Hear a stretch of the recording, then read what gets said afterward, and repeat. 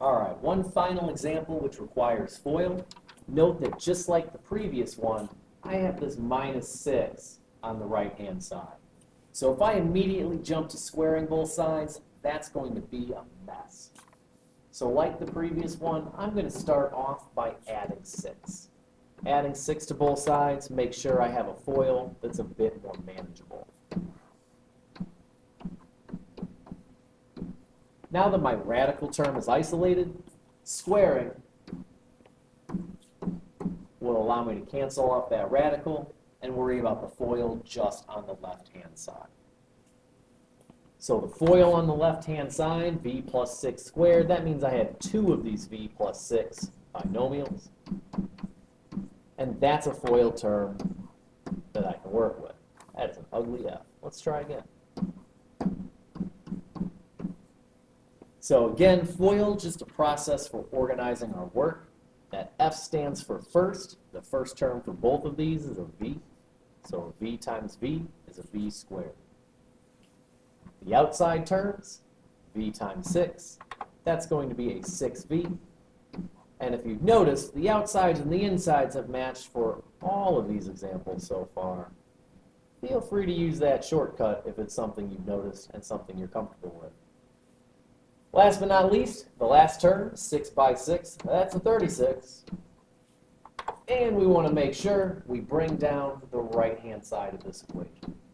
Keep in mind, the radical and the square, they cancel, so I'm left with just that 3v plus 58 on the right.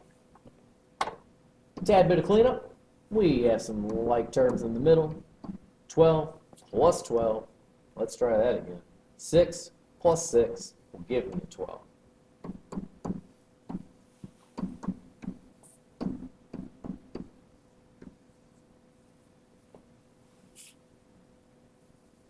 V squared lets us know this is a quadratic equation. So just like the previous examples, many ways we can solve a quadratic. I'm going to stick with factoring for this final example. And that means that I need a 0 on the right-hand side. Subtracting a 3v from both sides will help me get there. Likewise, subtracting 58. That all ensures my right-hand side is 0. And my left-hand side, well, we get standard form.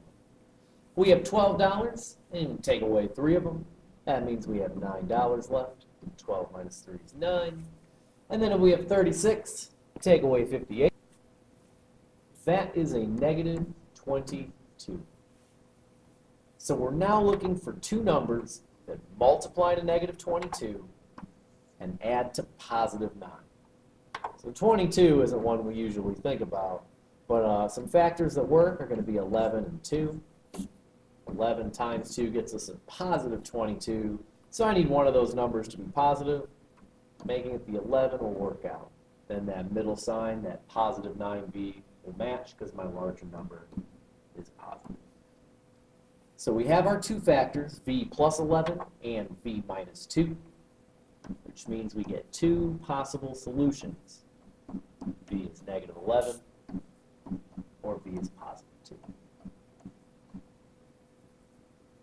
So we do want to go back and double check these. Like the previous example, I'm going to go ahead and pause here and just pull up the calculator. Substituting those values in.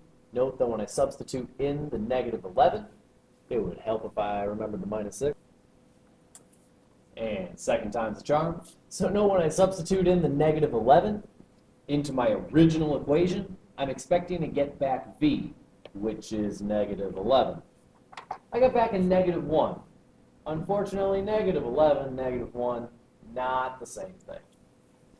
Coming down to my second option, 2 was the other possibility. When I substitute in 2, I expected to get back a 2, and I did. So like the previous couple examples, we had 1 solution and 1 that was extraneous. So that's it for the solving radicals section. Make sure you're working through those Math Excel problems. Work together, work alone, raise your hand, work with me, come to Flex, whatever you need to do And if you find that you need some extra supports, whether it's help with factoring or possibly quadratic formula, just let me know. We'll see what we can do for you, whether that's some one-on-one, some flex time, or if we need to make other videos. Just keep me informed. Let's do it.